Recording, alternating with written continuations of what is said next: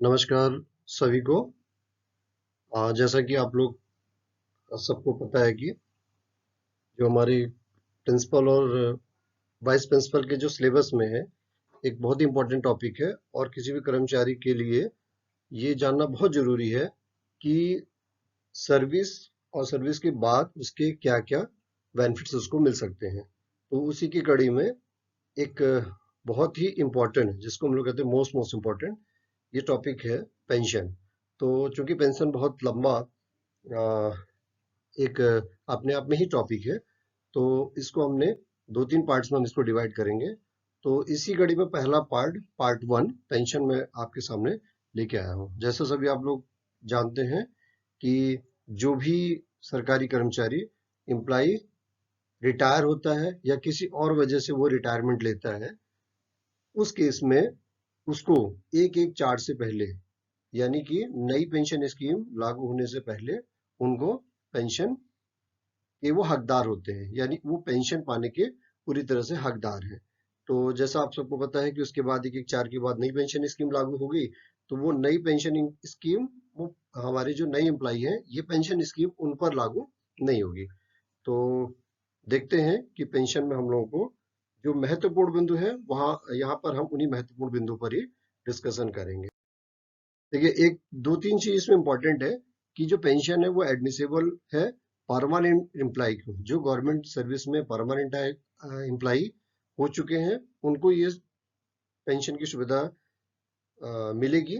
और ये कह रहा है कि हु रिटायर और are retired with qualifying service not less than 10 years, मतलब 10 साल से कम की सर्विस पर पेंशन, उसको पेंशन की सुविधा उन्हें नहीं है। तो मतलब मिनिमम जो सर्विस है वो 10 साल की है। तो यहाँ पर एक चीज, एक क्वेश्चन बन जाता है कि क्वालिफाइंग सर्विस कितने साल की हो, तो यहाँ पे आपको मिलेगा 10 साल।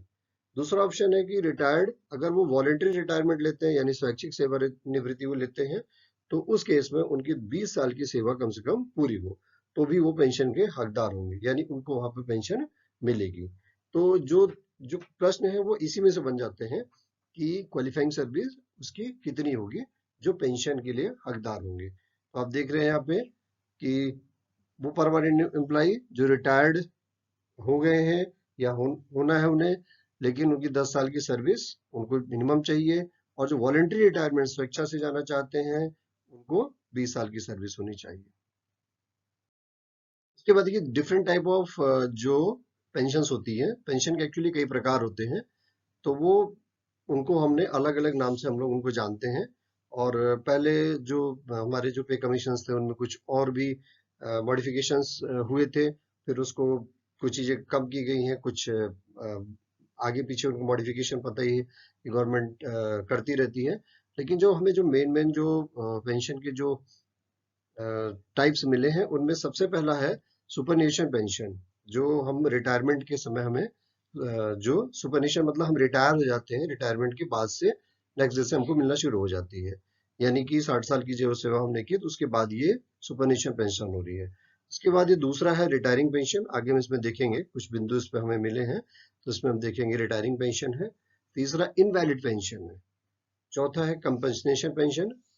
पांचवा कंपल्सरी रिटायरमेंट पेंशन। और उससे सबसे लास्ट में family pension, that is most important. तो जनरली ज्यादा मैक्सिमम केस में सुपरनेशन पेंशन और फैमिली पेंशन, इन्हीं दो में ज्यादा हम लोग को बहुत जैसे जरूरत पड़ती है एम्प्लॉइज को। तो ये भी हम आगे देखेंगे कैसे पेंशन कैलकुलेट कर रहे हैं, इसके बारे में भी हम लोग आगे देखेंगे। तो सुपरनेशन pension, retired pension, invalid pension, compensation pension, compulsory retirement pension and family pension.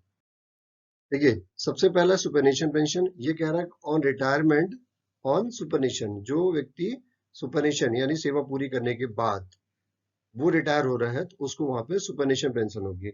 लेकिन ये ध्यान रखना है कि 1 जनवरी 2004 के पहले एम्प्लॉय के लिए ही ये सुविधा पेंशन की मिली थी। तो ये सुपरनेशन रिटायरमेंट के समय ये इनको सुपरनेशन पेंशन दी जाती है। उसके बाद रिटायरिंग पेंशन, ये बहुत इंपॉर्टेंट है, जिसको हम लोग रिटायरिंग पेंशन जो कहते हैं। तो उसमें एक्चुअली इसमें कुछ विशेष क्लॉज होते हैं। ये कह रहा है ऑन वॉलेंट्री और प्री मेच्योर रिटायरमेंट, जो प्री मेच्योर रिटायरमेंट हुआ है जिनका, बिफोर सुपरनेशन, मतलब रिटायरमेंट से पहले उनको किसी रीजन से कंपलसरी एक तरह से रिटायर कर दिया जा रहा है किसी ना किसी रीजन से, तो उसमें कुछ ऐसे नियम्स भी हैं जैसे 56, 56J, 56M। तो उन नियम्स को अगर लगा करके किसी एम्प्लॉय को रिटायरमेंट किया जा रहा है, और 48A इस रूल में, या रूल 29 है जो सीसीएस का रूल है, 29 पेंशन का रूल है, उसमें सरप्लस कोई हो रहा है और वो स्वेच्छा से जाना चाहता है, तो उस केस में भी रिटायरिंग पेंशन उसको मिलती है। रिटायरिंग पेंशन के बेनिफिट्स उसको वहां पे मिलेंगे। इसके बाद invalid pension, that is also very important.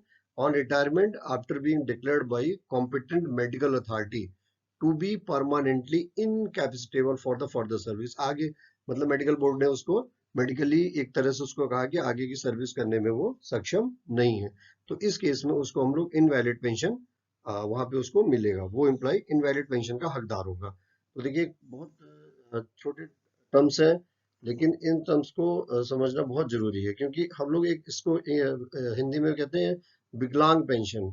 मतलब ऐसे कर्मचारी को स्वीकृत की जाती है जो शारीरिक और मानसिक रूप के कारण सेवा के लिए हमेशा के लिए अक्षम हो जाते हैं, मतलब डिसेबल्ड है, कि वो आगे सर्विस नहीं कर पाएंगे, कुछ उनके रीजंस थे, और बाद में उनको उनको मेडिकल बोर्ड से उनको ये प्रमाण पत्र मिला हुआ है, मतलब मेडिकल बोर्ड से उनको कॉम्पिटेंट अथॉरिटी जो है उसको उसने डिक्लेयर कर रखा है कि ये वास्तव में आगे की सर्विस करने में सक्षम नहीं है, उन्हीं को इनवैलिड पेंशन दी जाएगी।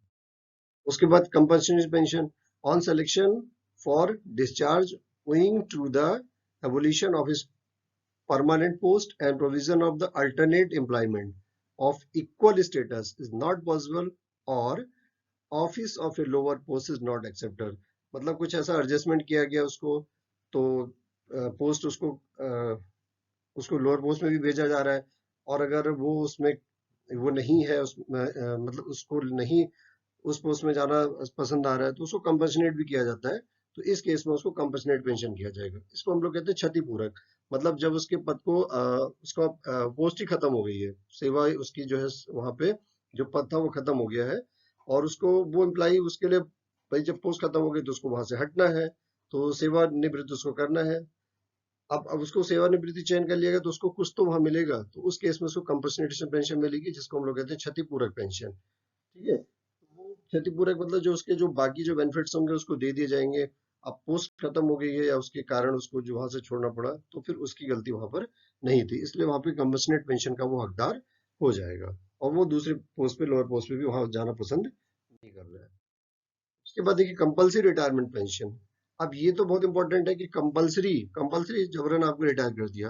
कभी केसेस में आता है कि जबरन रिटायर हो गया, यानी अनिवार्य सेवानिवृत्ति, मतलब कंपल्सरी रिटायरमेंट है, तो उस केस में कंपल्सरी रिटायरमेंट पेंशन मिलेगी। और ये जनरली केसेस में जो आता है, या आपके कोई जब मतलब उसके ऊपर ये जो पेनल्टीज लगी हैं, मेजर पेनल्टी है जिसमें रिटायरमेंट डिसमिसल रिमूवल वाली जो मेजर पेनल्टीज हैं, तो मेजर पेनल्टी अगर लगाई गई है उस केस में, तो वो आपको कंपल्सरी रिटायरमेंट का हकदार होगा, और उसको कंपल्सरी रिटायरमेंट के जो बेनिफिट्स होंगे वहां पे उसको मिलेंगे। और एक चीज और है कि इसमें amount should not exceed 2/3 of the pension, मतलब उसका अमाउंट जो है 2/3 से ज्यादा एक्सीड नहीं करना चाहिए, जो पेंशन उसकी बनी है उसे उसके 2/3 से ज्यादा उसको कंपल्सरी रिटायरमेंट पेंशन नहीं होगी। तो ये डिफरेंट टाइप ऑफ के पेंशन के प्रकार थे। अब यहाँ पे दो तीन चीजें और हैं जो बहुत इंपॉर्टेंट होती हैं, जो minimum maximum amount of pension है। तो यहाँ पे कह रहा है कि any class of pension is 9,000, किसी भी क्लास की जो पेंशन है 9,000 से कम उसको नहीं मिलेगी। जो ऊपर हमने जितने डिफरेंट टाइप ऑफ पेंशन पढ़े हैं, 9,000 से कम उनको किसी को पेंशन नहीं मिली, यानी मिनिमम जो पेंशन अमाउंट है 9,000 है। ये 1/1/2016 से इम्प्लीमेंट किया गया है। मैक्सिमम पेंशन होगी 50%, हाईएस्ट पे इन गवर्नमेंट, मतलब जो 50% यानी 2.5 लाख रुपए जो सेक्रेटरी लेवल पे जो जिन कर्मचारियों को मिल रही है उसका भी 50%, मतलब हाईएस्ट पे है उसका 50%, तो बाकी जिसकी जैसी भी होगी उसका 50%, उससे कम उसको पेंशन नहीं मिलेगी। तो दो चीजें हैं, मिनिमम 9,000 और 50% ऑफ हाईएस्ट पे जो है वो 2.5 लाख, 2.5 लाख का 50%, 1,25,000 से ज्यादा उसको पेंशन नहीं मिलेगी। बाकी अगले वीडियो में हम इसको कैलकुलेट करने की कोशिश करेंगे, कैलकुलेट करेंगे कैसे कैलकुलेशन हम पेंशन कर रहे हैं। अब जो बात आती है फिर पेंशन, तो हम लोगों को क्या है कि जो क्वालिफाइंग सर्विस पूरा कर रहे हैं उनको क्वालिफाइंग सर्विस पूरा करने के बाद या जबरन रिटायर किए जा रहे हैं, उनको फुल पेंशन जो उनको मिल रही है वो क्या है कि 50% of involvement of date of retirement और एनी अदर केसेस, जो उसका केस होगा कि जैसे डेथ का केसेस है, तो ये कह रहा है कि 50% of involvement of date of retirement, जिस दिन वो रिटायर हो रहा है उसका जो इन्वॉल्वमेंट बन रहा है, इन्वॉल्वमेंट जो बनेगा उसका 50%। ओके, तो यहाँ पे जो उसका फुल पेंशन बनेगी, यानी हमें देखना है कि यानी कि जो फुल पेंशन होगी 50% से ज्यादा नहीं होगी। ये बड़ा इंपॉर्टेंट है कि पेंशन हमको मैक्सिमम कितनी मिल रही है यहाँ पे 50%, तो 50% ऑफ इन्वॉल्वमेंट। उसके बाद देखिए इन्वॉल्वमेंट क्या है, इन्वॉल्वमेंट फॉर पेंशन इंक्लूड्स पे इन एनी लेवल ऑफ पे मैट्रिक्स। यहाँ पे जो पे मैट्रिक है लेवल से हमारे जो शुरू होते हैं, जैसे level 8, level 9, level 10, level 11, level 12, तो उसमें जो हमारा पे है पे मैट्रिक्स में, जैसे किसी की सब 81,000 है तो वो उसका पे लेवल होगा, पे लेवल मान लेते हैं 10 में है वो, प्लस एनपीए। एनपीए मतलब वो नॉन प्रैक्टिस अलाउंस है, ये डॉक्टर्स के लिए हुआ। तो जो मेडिकल फील्ड में है उनको एनपीए भी मिलता है, तो उसमें अगर है एनपीए तभी, नहीं सबके लिए एनपीए लागू नहीं है। तो पे मैट्रिक्स में जो उसका वेतन है डज नॉट इंक्लूड स्पेशल पे, पर्सनल पे, डेपुटेशन पे, अलाउंसेस एक्सेट्रा। उसमें ये सारी चीजें इंक्लूड नहीं है, पर्सनल पे, स्पेशल पे, डेपुटेशन पे, ये जो मिलता है वो इसमें इंक्लूड नहीं है। उसके बाद एवरेज इन्वॉल्वमेंट जो बनता है, ये इन्वॉल्वमेंट आ गया आपका। फिर एवरेज इन्वॉल्वमेंट जो बनेगा, average involvement of last 10 month of service पे, मतलब जो रिटायरमेंट से पहले 10 महीने उसके बचे थे, उस 10 महीने की जो सैलरी है उसका एवरेज निकालना है, यानी डिवाइडेड बाई 10। तो वो जो इन्वॉल्वमेंट उसका, वो जो अमाउंट बनेगा वो उसका इन्वॉल्वमेंट होगा। ओके, तो उसको हम लोग कहेंगे एवरेज इन्वॉल्वमेंट। फिर उसके बाद एडिशनल पेंशन भी मिलती है। एक और क्लॉज दिया गया है कि 60 साल के बाद वो एम्प्लॉई एडिशनल पेंशन, जो पेंशन पा रहा था, तो वो 15 है, जो हमारा 15 साल हो जाता है तो उसमें उसको रिस्टोर कर दी जाती है पेंशन। तो रिस्टोर जो अमाउंट है, रिस्टोरेशन फिर 15 साल के बाद हो रहा है। तो जो 15 साल में रिस्टोर हो गया लेकिन 80 साल के ऊपर वो पहुंच गया, यानी 75 तक तो उसको रिस्टोर कर दिया गया। फिर जब 80 साल में, तो उसको एडिशनल पेंशन का भी एक वो क्लॉज रखा गया है इसमें, यानी अलग से उसको वो हकदार है। तो यहाँ पे बड़ा अच्छा है कि एडिशनल पेंशन उसको दी जाएगी 80%, 80 ईयर्स से 85 साल तक है तो 20% ऑफ बेसिक पेंशन का, 20% ऑफ बेसिक पेंशन, जिसको पेंशन बनी तो उसका 20%, 85 से 90 है तो 30%, 90 से 95 अगर एज उसकी है तो 40%, 95 से 100 है तो 50%, 100 से ऊपर है तो 100%, यानी उसको एडिशनल या एक्स्ट्रा पेंशन उसको अलग से मिलेगी। यानी जो पहले 50% पेंशन पा रहा था उसका 20% निकालिए, वो जोड़ के तब उसको वहां पे पेंशन मिलेगी। तो that is the additional pension, वो व्यक्ति हकदार होगा। यानी 80 के ऊपर जो लोग हैं, तो ऐसा फार्मूला 80 से 85, 85 से 90, 90 से 95, 95 से 100, 100 के ऊपर उनको एडिशनल पेंशन के वो हकदार होंगे। इसके बाद कम्युटेशन ऑफ पेंशन एक बहुत इंपॉर्टेंट क्लॉज है। जो आपकी पेंशन बनी उसमें क्या है कि अब आपको लग रहा है कि कुछ अमाउंट आपको इकट्ठा एक साथ चाहिए, तो उसको कम्यूट आप करा सकते हैं। कम्यूट कराने का जो क्लॉज है वो ये कह रहा है कि not exceeding 40% of monthly pension, जो आपकी मंथली पेंशन बन रही है, यानी 50% मैक्सिमम है। तो जो आपका 50% जो पेंशन बनी उसका 40% तक आप कमिट कराते हैं, 40% से ज्यादा कमिट नहीं हो पाएगा। यानी अगर आपकी 100 रुपए आपकी पेंशन बन रही है तो 40 रुपए आप इकट्ठा ले लेंगे, यानी अब 60%, आप जो 60 बचेगा उस अमाउंट का पेंशन लेंगे। तो यहाँ पे 40% आपको इकट्ठा मिल गया, कम्यूट हो गया, वो एक साथ आपको अमाउंट मिल जाएगा। कम्यूट कर सकते हैं आप, कमीशन का जो बेनिफिट्स है वो आप उठाएंगे, लेकिन ध्यान रखना है कि कंपटीशन ऑफ पेंशन कितनी होगी, 40% से ज्यादा नहीं होगी। फॉर्मूला इसका देखिए क्या है, लमसम पेबल जो आपको मिलेगा, ये बड़ा इंपॉर्टेंट है कि भाई हम कमिट करा रहे हैं, आज की जो अमाउंट कैसे कैलकुलेट करेंगे। तो आपको जो अमाउंट जो मिलेगा लमसम वो है computational factor offered for competition. एक फैक्टर दिया हुआ टेबल दे रखी है जो गवर्नमेंट ऑफ इंडिया ने इसको जारी की थी 2006 में। वो उसका फैक्टर देखेंगे, एज देखेंगे कितनी आपकी जो सर्विस रही है उसका सर्विस के सामने फैक्टर्स दिए हुए हैं, वो मल्टीप्लाई होगा। तो competition factor offered for competition into 12, 12 से उसको मल्टीप्लाई करना into pension amount, factor into 12 into pension का जो अमाउंट आपका बना उसको मल्टीप्लाई करके जो आपको बन रहा है वो आपको लमसम आपको पेमेंट हो जाएगा। ये आपका कंपटीशन ऑफ पेंशन है, बट नॉट एक्सीडिंग 40%, 40% से ज्यादा नहीं होगी। नाउ फैमिली पेंशन, ये बहुत इंपॉर्टेंट टॉपिक है, दैट इज फैमिली पेंशन। इसको जो वो उनको मिलता है वो एम्प्लॉय को जो जो एम्प्लॉय जब नहीं रहते हैं, तो फैमिली का मतलब है कि उसके डिपेंडेंट जो है उनको ये इस सुविधा का लाभ मिलता है। तो फैमिली पेंशन तब तक नहीं मिलेगी जब तक एम्प्लॉय है, सीधी बात है। तो जो एम्प्लॉय नहीं रहता तो उसकी फैमिली को गुजारा भत्ता के रूप में उसको एक फैमिली पेंशन दी जा रही है, मतलब उसका जो है कुछ अमाउंट उसको दिया जाता है। तो वो क्या है, फैमिली पेंशन 30% लास्ट पे ड्रॉन, मतलब 30% से ज्यादा उसको नहीं मिलेगी। लेकिन ये ध्यान रखना है फिर यहाँ के 9,000 से कम उसकी पेंशन नहीं बनेगी। यानी फैमिली पेंशन 30%, पेंशन आपकी 50%, ये आपकी बिल्कुल फेयर, और कम्पिटिशन आपका 40%। ये 2-3 क्वेश्चन इसमें से आपको जरूर मिलते हैं और यहाँ कंफ्यूजन कंफ्यूजन होता है। तीसरी चीज जो आती है वो आपकी वो बनती है एडिशनल पेंशन, वन ईयर 80 साल से ज्यादा वाला। फिर हमारा जो पेंशन कैलकुलेशन है बहुत अच्छा है। मैं 2-3 कैलकुलेशन ऑफ पेंशन करूंगा, फैमिली पेंशन करूंगा, कम्पिटिशन करूंगा, तीनों आपको करके दिखाएंगे। और इसको आप देखेंगे तो आपको जो पीछे इसमें हमने देखा है ये बेसिक चीजें हैं। और बहुत डिटेल में अगर आपको जानना है तो जो रेफरेंस बुक्स है, पेंशन रूल्स है भारत गवर्नमेंट ऑफ इंडिया के, उसको जरूर पढ़ें। स्वामी एंड बुक्स को आप रेफर कर सकते हैं।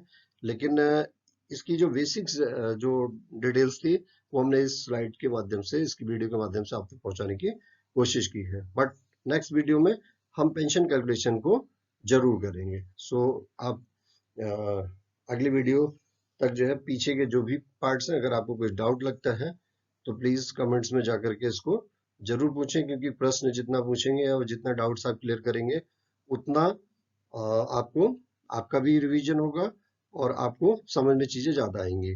यहाँ मेरा छोटा सा प्रयास था कि जो छोटे छोटे छोटे टर्म्स होते थे उन टर्म्स को हम यहाँ पर एक प्लेटफॉर्म पे लाने की कोशिश कर रहे हैं। और डिटेल में जाने की जो हमने कोशिश नहीं की है। और डिटेल में जाने के लिए हमको देखिए बुक्स और उसके जो गवर्नमेंट ऑफ इंडिया के जो नोटिफिकेशन हैं उनको हमको फॉलो करना पड़ेगा। तो आगे के लिए आप सबको शुभकामनाएं। अगला वीडियो का इंतजार करिए पेंशन कैलकुलेशन के लिए। Again thank you very much.